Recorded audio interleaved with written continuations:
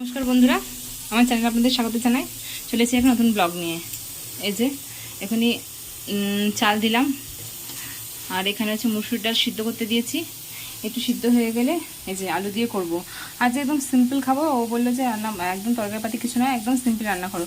তাই আলু দিয়ে মুসুরি ডাল করবো, কিন্তু পেঁয়াজ দেবো না, একটু কাঁচা লঙ্কা রসুন দিয়ে করবো, ভালো লাগবে খেতে।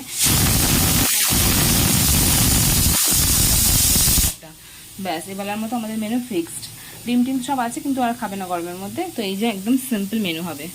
তো চলো ততক্ষণ রান্নাটা শুরু করে দিই।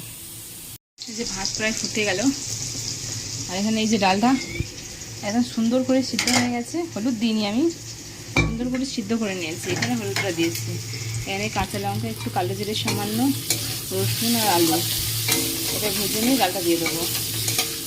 ব্যাস, আর কিছু না। দিয়ে ফুটে গেলে আলুটা সিদ্ধ হয়ে গেলে ডালটা নামিয়ে দেবো। তারপরে শাক ভাজা বদল হবে।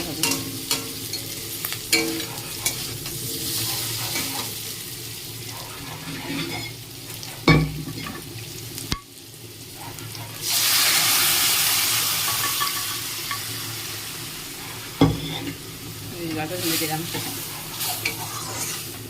আজ পেঁয়াজ ছাড়া করছি, কেন আজ একদম সিম্পল, পেঁয়াজ দিয়ে খেতে ইচ্ছা করলো না। এই ডালটা দিয়েই ভাত খাওয়া যাবে, এত সুন্দর ডালটা হবে খেতে। এরকম প্রসেস যদি তোমরাও করো বন্ধুরা, করে দেখবে, খুব সুন্দর খেতে হবে ডালটা। এখানে ডাল হয়ে গেছে,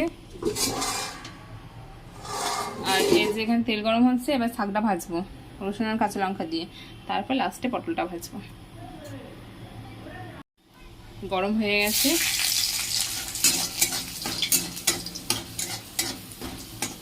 রসুনটা দিয়ে কাঁচা লঙ্কা দিয়ে খুব ভালো লাগে।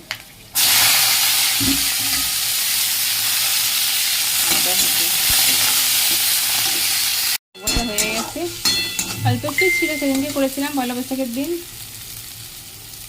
আর এই যে পটলটা ভাজবে এবার।